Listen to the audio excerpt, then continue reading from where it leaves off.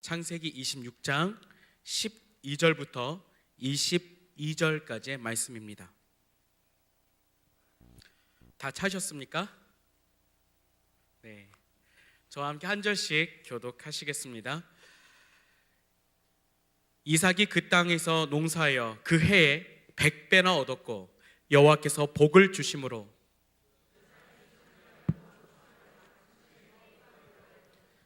양과 소가 떼를 이루고 종이 심이 많음으로 블레셋 사람이 그를 시기하여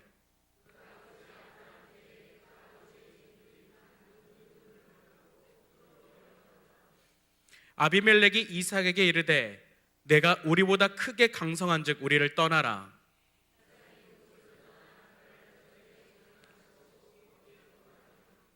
그 아버지 아브람 때에 팠던 우물들을 다시 팠으니 이는 아브람이 죽은 후에 블레셋 사람이 그 우물들을 메웠습니다.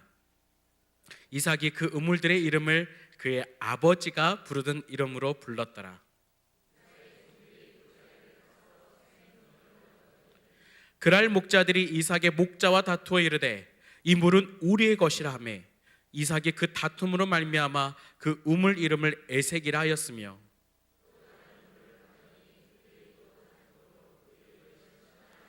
같이 읽겠습니다.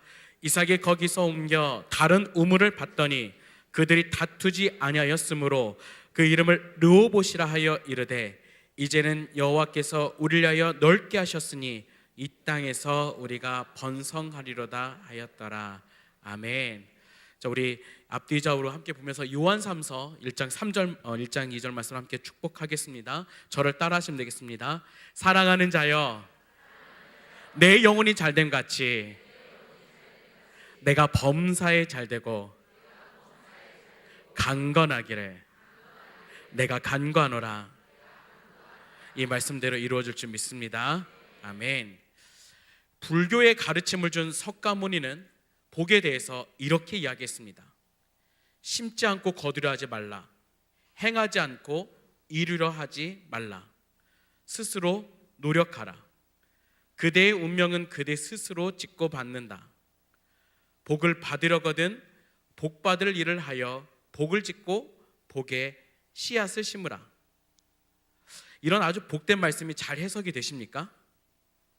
무슨 말씀인지 목사인 제가 해석하는 것보다 불교에서 증문즉설로 핫하게 유명하신 법륜이라는 분이 이 구절을 이렇게 해석을 합니다. 대부분의 사람들은 복을 원하고 받으려고는 하지만 복 받을 만한 일을 하거나 복의 씨앗을 심는 사람은 그다지 많지는 않다. 복을 짓고 받는 일도 원인과 결과의 법칙에 관찰하면 쉽게 알 수 있다. 복을 짓는 일이 원인이라면 복을 받는 일은 결과에 해당한다. 이 말을 다시 생각해 보면 불교에서의 복은 복을 원하고 받고자 하면 복 받을 만한 일을 해야 한다는 것입니다. 복이라는 것이 인과관계에 있기 때문에 복을 받기 위해 열심히 노력해야 한다는 것이죠. 여러분은 어떻게 생각하십니까? 불교의 석가의 가르침에 따라 여러분에게 한번 묻겠습니다. 여러분 중에 내가 복을 당연히 받을 만큼 복 짓는 일을 매일 열심히 하고 있다고 생각하시는 분 한번 손 들어 보십시오. 없으시네요. 네, 손을 드신 분이 있다면 정말 대단한 분들이실 겁니다. 삶이 완전 복스러운 분들이시겠죠. 근데 정말 이 복이라는 것이 인과 응보의 관계에 있다면 참 힘들겠다는 생각이 들지 않습니까? 내가 복을 받으려면 복 받을 만한 일을 하거나 씨앗을 심어야 하는데 우리 이 바쁜 삶을 인생을 살아가다 보면 그렇게 하지 못할 때가 더 많은 것이 현실입니다. 그러면 우리는 어떻습니까? 우리 기독교도 축복의 종교입니다. 근데 그동안 너무나 안타깝게도 많은 한국 교회들이 물질적인 부를 축복받은 증거로 삼았습니다. 그래서 축복을 받으려면 이 불교의 가르침처럼 인과응보의 인식을 심어뒀던 거죠. 교회 잘 출석해야 되고 헌금 많이 해야 되고 봉사 많이 해야 하고 기도도 많이 해야 하고 그래야 축복받고 성공한다고 생각한 분들이 많았던 것입니다. 오해 없이 잘 들어주십시오. 이것들이 다 잘못되었다는 것이 아닙니다. 우리 안에 잘못 생각하고 있었던 것은 단순하게 이러한 것들만 잘하면, 그렇게 우리 신앙의 외형적으로 보여지는 것들만 잘하면 인과응보적으로 좋은 신앙으로 평가되고 축복받는다라고 판단되어졌다라는 것을 말씀드린 것입니다. 그러다 보니 우리 안에 믿음은 있는데 형식적으로 이런 것들을 잘 갖추고 잘 하는 것처럼 보여주는 이 형식주의의 크리스천들이 많아졌던 거죠. 다시 말씀드리면 예배 출석 잘하고 헌금 잘 드리고 봉사 열심히 하고 기도 생활 열심히 하고 정성스러운 헌금 드리는 것은 우리 믿음과 신앙의 자연스러운 표현이지 우리가 축복을 받기 위한 조건이 아니라는 것입니다. 그렇다면 우리는 하나님께서 주시는 축복을 어떻게 생각할 수 있을까요?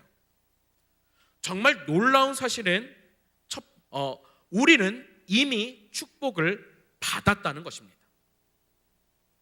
우리는 선행을 해야 축복을 받는다는 다른 종교와 달리 우리는 이미 축복을 받았습니다. 오늘 본문 말씀을 보면 이삭이 흉년을 피해 이집트로 가려고 했습니다. 그런 이삭에게 하나님이 나타나셔서 그랄이라는 땅에 머물렀을 때 그곳에 거주하라고 말씀하십니다.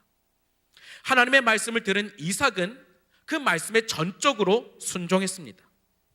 그리고 흉년이 든 그 해에 이삭은 그랄에서 농사를 지었습니다.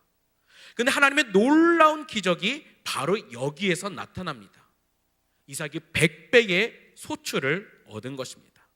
12절 13절 말씀에 다시 한번 다 같이 읽겠습니다. 시작. 이삭이 그 땅에서 농사하여 그 해에 100배나 얻었고 여호와께서 복을 주심으로 그 사람이 창대하고 왕성하여 마침내 거부가 되어.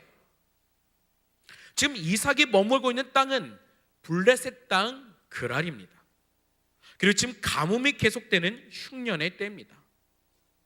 날씨가 적당하고 강우량이 충분한 때가 아닙니다. 그런데 이곳에 그 당시 블레셋 사람들도 풍작을 이룬다고 하면 대략 25배에서 50배의 수확을 거두었는데 이삭은 환경과 기후 조건이 최악인 상황에서 100배의 수확을 거두었습니다. 또한 분명은 이삭은 유목민이었기 때문에 그동안 그랄에서 오랫동안 농사를 지었던 블레셋 사람들보다 농사가 서툴렀을 텐데 그럼에도 불구하고 파격적인 수확을 거두었습니다. 여기 13절에 보면 그 수확의 정도가 창대하고 왕성하여 마침내 거부가 되었다고 합니다. 이 13절의 말씀에서 이 왕성하다라는 히브리 단어는 할로크라는 단어를 사용합니다. 이 단어의 의미는 계속해서 성장하는 그 진행을 의미합니다. 그래서 단순히 한 번의 축복이 아니라 계속적으로 여호와 하나님께서 축복해 주셔서 거부가 되게 하셨다는 사실입니다. 마침 예수님께서 말씀하신 좋은 땅에 뿌려진 씨앗의 비유처럼 말씀을 듣고 결실하여 100배, 60배, 30배의 결실을 맺는 것 같은 축복입니다. 이 얼마나 놀라운 기적입니까? 그런데 말입니다. 정말 중요한 질문은 하나님의 이런 놀라운 축복을 받을 만큼 이삭이 충분한 자격이 있냐는 것이죠. 다 아시는 것처럼 이삭은 자신의 아버지 아브람과 동일한 실수를 했습니다. 자신의 생명을 보존하기 위해서 아내를 루이라고 속였죠. 하나님의 개입하심이 아니었다면 이삭은 아내 리브가를 블레셋 왕 아비멜렉에게 빼앗겼을 것입니다. 이삭은 흉년에 생존을 위해 양식을 찾아다니고 겁도 많고 소심해서 거짓말까지 하는 너무나도 연약한 인간입니다. 우리 인간의 눈으로 볼 때는 여호와 하나님께서 주시는 100배나 되는 축복을 주실 만큼 마땅한 자격을 갖추지 못했습니다. 그러나 이삭의 축복을 받은 비밀은 여호와 하나님께서 창세기 12장에 아브라함에게 하신 언약이 있기 때문입니다. 내가 너로 큰 민족을 이루고 내게 복을 주어 내 이름을 창대하게 하니니 너는 복이 될지라. 너를 축복하는 자에게 내가 복을 내리고 너를 저주하는 자에게는 내가 저주하리니 땅의 모든 족속이 너로 말미암아 복을 얻을 것이라. 이삭은 연약한 인간이고 보잘것없지만 여호와 하나님께서 아브라함에게 하신 언약이 있기 때문에, 그리고 이삭이 그 아브라함의 후손이기에 이삭의 노력과 상관없이 엄청난 수확과 부를 얻게 된 것입니다. 부럽다 생각하실 수 있습니다. 그렇다면 우리는 이런 축복을 받지 못하는 걸까요? 어떻게 하면 우리도 이런 축복을 받을 수 있을까요? 정말 더 놀라운 사실은 우리도 이미 이런 큰 축복을 받았다는 사실입니다. 아니, 저는 이삭처럼 거부도 아닌데요, 부자가 아니라고요, 이렇게 질문하실 수 있습니다. 그렇다면 먼저 우리가 누군지 한번 생각해 봅시다. 우리는 아브라함의 후손으로 오신 예수 그리스도를 믿는 믿음으로 예수님 안에 거하고 있는 믿음의 후손입니다. 그러면 하나님께서 믿음의 후손인 우리에게 이미 복을 주셨는데 가장 큰 축복부터 주셨습니다. 쉽게 말해서 하나님께서 축복을 보따리 쌓아 놓으셨는데 가장 큰 축복 보따리 먼저 우리 인생 가운데 풀어 주셨다는 것이죠. 가장 큰 축복의 보따리가 무엇인 줄 아십니까? 바로 구원의 축복입니다. 아멘. 구원의 축복안이 너무 시시하게 느껴지시는 분이 계십니까? 이 구원의 축복이 하나님이 내게 주신 가장 큰 축복인 것이 감격으로 오지 않으시는 분들은 구원의 감격이 살짝 떨어지신 분입니다. 제가 재미있는 이야기를 하나 소개해 드리겠습니다. 평생 동안 열심히 신앙생활을 하던 어떤 한 사람이 죽어서 천국문에 이르렀습니다. 막 천국문 안으로 들어가는데 누가 붙들었습니다. 그는 다름 아닌 베드로였습니다. 베드로는 그 사람에게 이렇게 이야기해 줍니다. 당신이 일생 동안 살아온 곳을 점수로 환산해서 1000점이 되어야 지금 이 천국으로 가는 문을 통과할 수 있습니다. 그렇지 않으면 이곳에 들어올 수 없습니다 라고 이야기합니다.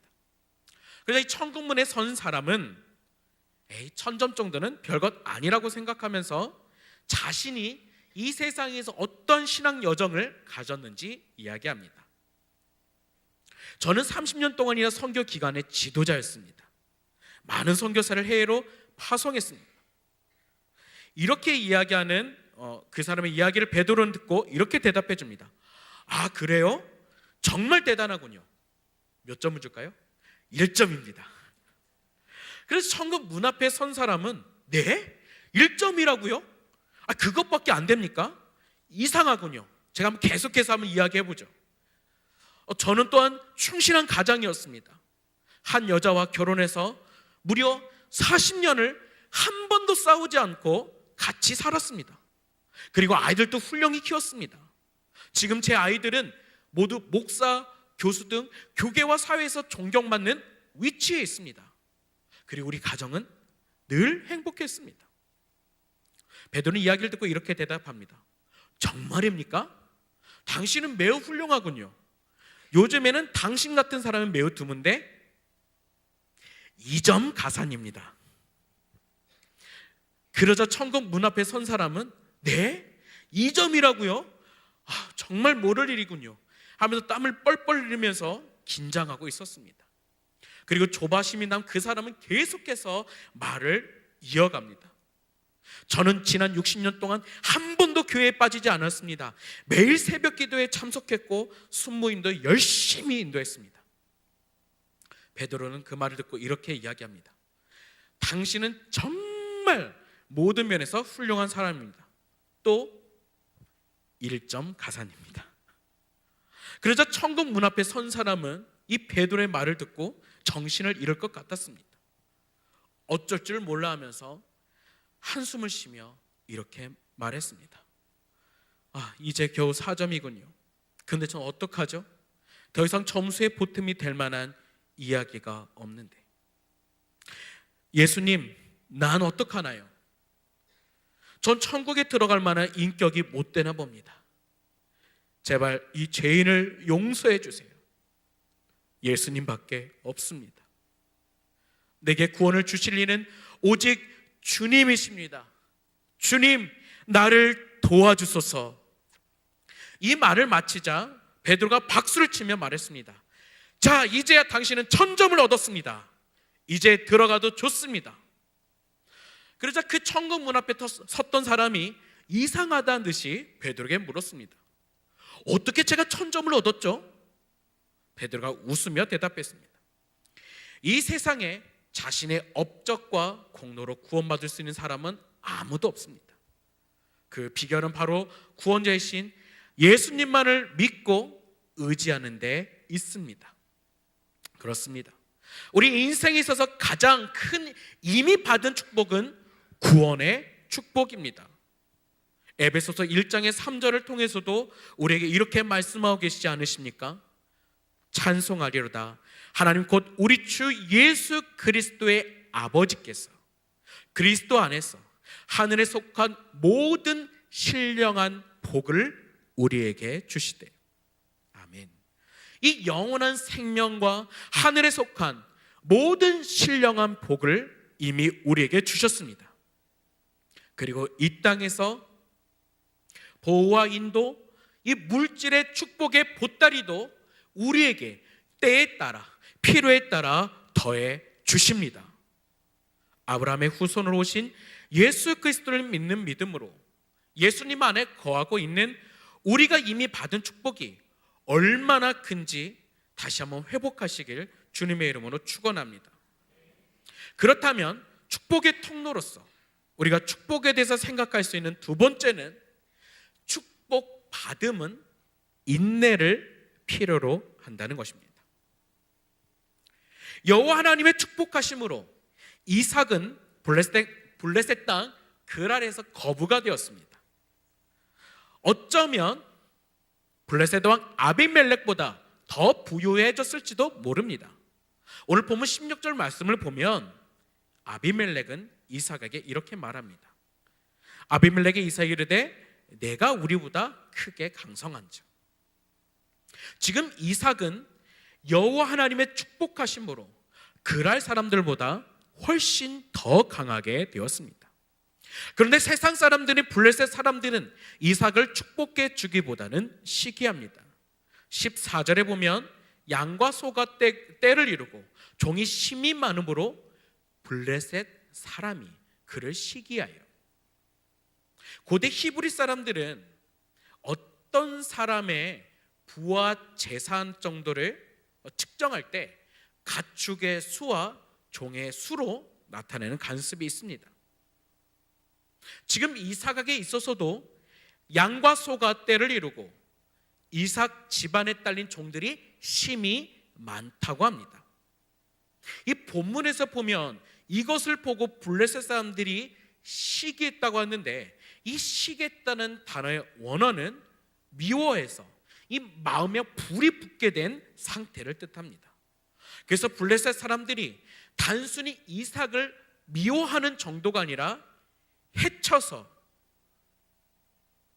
상하게 하는 그 악한 감정까지 가지고 있다는 것이죠. 그도 그럴 만한 것이 이 흉년의 때에 외부에서 이주해온 나그네가 자신들의 영토에서 하나님의 축복을 받아 자신들보다 더 풍요로움을 누리는 것이 당연히 블레셋 사람들에게는 꼴보기 싫었을 것입니다. 이처럼 하나님을 믿지 않는 세상 사람들의 심성은 다른 사람들의 축복받음을 시기하는 좋지 않은 습성을 가지고 있습니다. 혹시 이런 시기 질투가 우리에게도 있다면 회개하시길 바랍니다. 블레셋 사람들의 시기와 질투는 이 이삭의 아버지 아브라함 때부터 자신들과 정식 계약을 맺고 아브라함의 우물로 인정한 곳들을 전부 막아버리는 행동으로 나타납니다. 그리고 이삭 당시 살아가는 그 사회에서는 생명처럼 정말 귀중하게 여겼던 이 우물마저 막고 메워버리는 행위로 마치 정식으로 전쟁을 선포하는 행위처럼 나타났습니다. 그래서 이 행위 자체가 이 땅을 떠나라는 의미를 보여준 것이죠. 아니나 다를까 아비멜렉은 이삭에게 자신들보다 강성하니 떠나라고 정식 통보를 해줍니다. 여호와 하나님의 축복을 받은 이삭은 어떻게 할까요?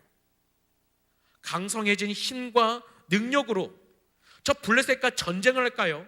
아니면 손해를 감수하고 조용히 떠날까요?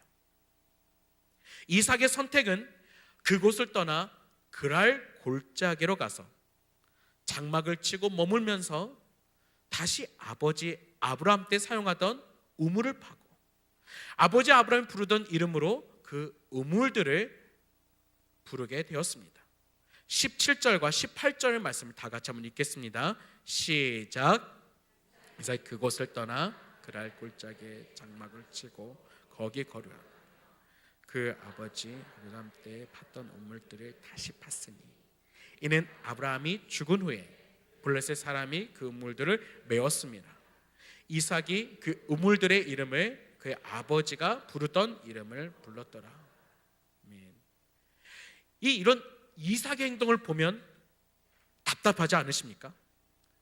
하나님의 축복을 받은 사람으로 블레셋 한번 멋있게 맞짱 한번 떠서 힘도 보여주고 능력도 보여주고 해야 하는데 바보처럼 소극적으로 피하는 찌질한 인간처럼 보이실 수도 있습니다. 근데 정말 놀라운 사실은 이 여호와 하나님의 약속 안에서 큰 축복을 받은 이삭은 자신에게 축복을 주신 그 하나님의 신실하심을 경험하면서 하나님을 온전히 믿고 의지하게 되었다는 사실입니다.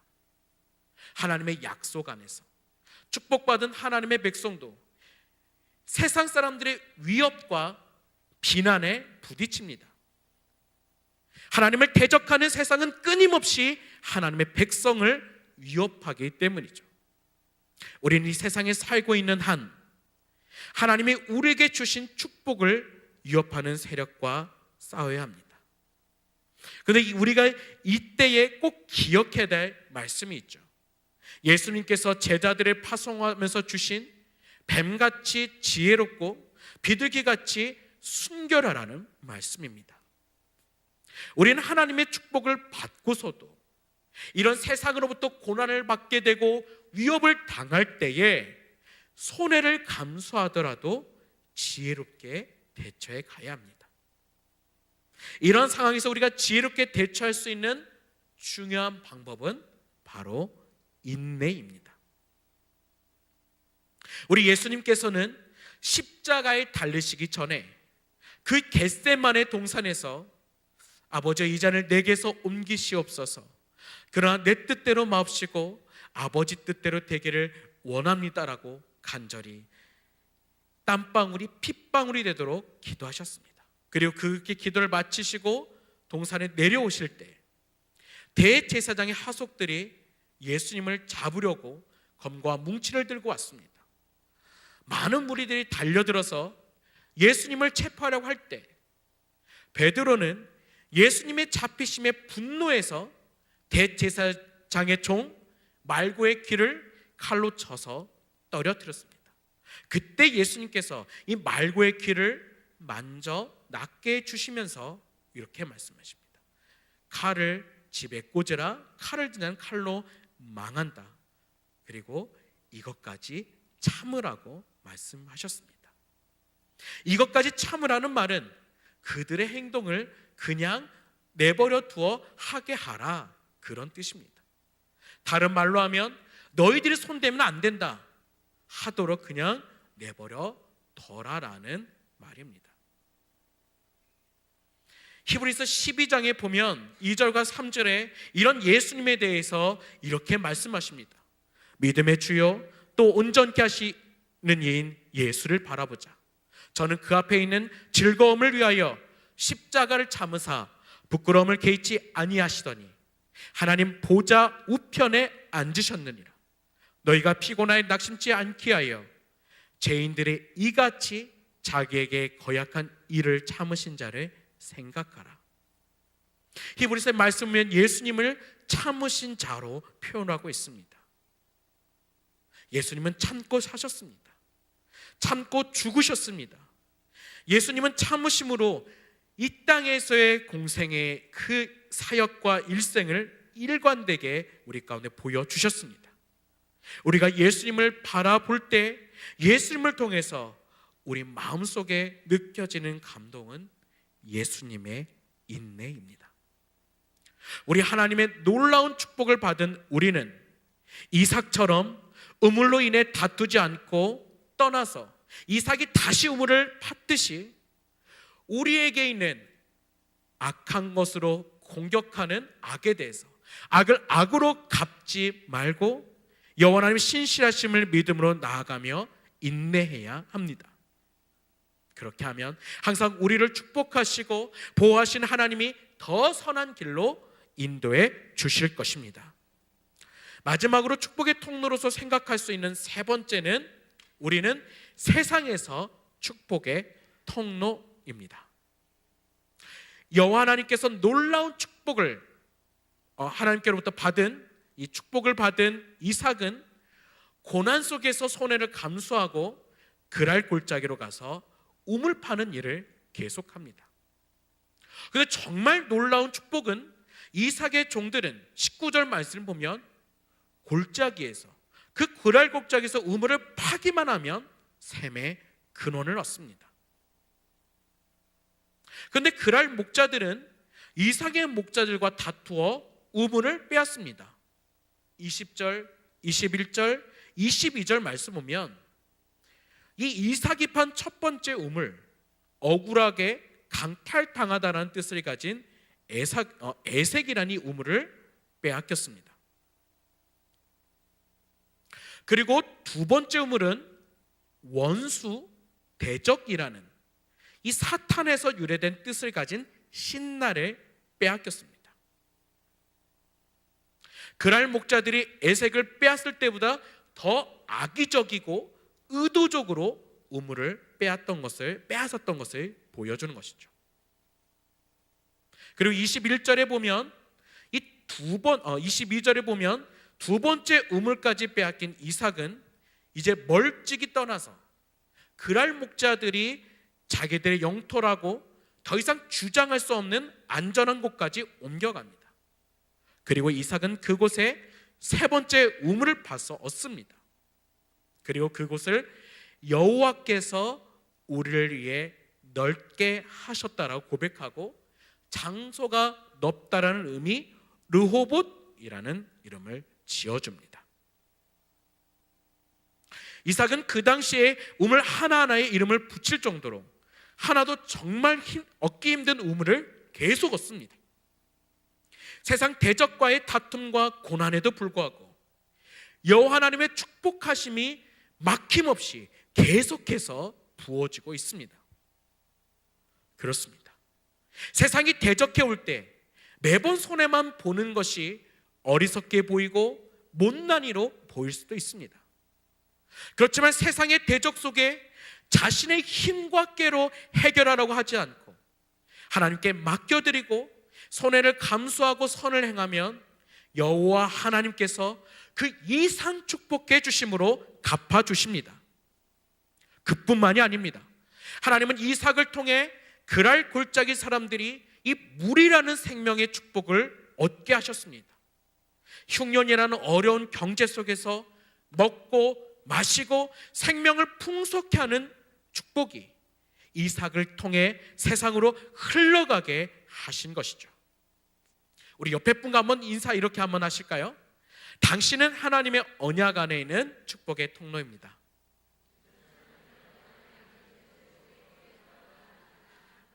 자, 우리 이 찬양으로 우리 함께 잠깐 우리 축복하시겠습니다. 당신은 하나님의 언약 안에.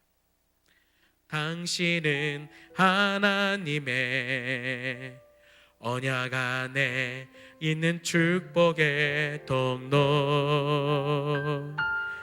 당신을 통하여서 열방이 주께 돌아오게 되리. 당신은 하나님의, 당신은 하나님의 언약 안에 있는 축복의 통로. 당신을 통하여서 열방이 주께 예배하게 되리. 하나님은 세상에서 하나님의 축복하심을 받은 우리들을 아무리 핍박하고 방해해도 생명 되신 예수 그리스도의 복을 전하도록 사용하십니다. 이 땅에서 진정한 축복의 통로의 삶을 보여주신 선교사님 한 분을 소개해 드리려고 합니다. 서서평 선교사님이라는 분입니다. 요즘 극장가에서 다큐멘터리 영화로 서서평, 천천히 평온하게라는 제목으로 이 영화가 상영되고 있습니다. 서서평 선교사님은 독일계 미국인이었습니다. 32세의 처녀 간호사로 조선에 와서 전라도 광주를 거점으로 선교사의 삶을 살았습니다.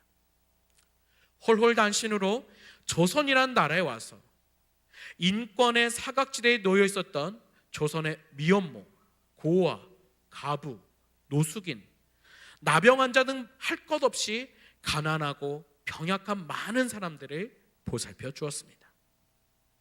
결국 서서평 선교사님은 자신의 가진 것을 모두에게 내어주고 섬기다가 54세에 영양실조로 삶을 마감했습니다.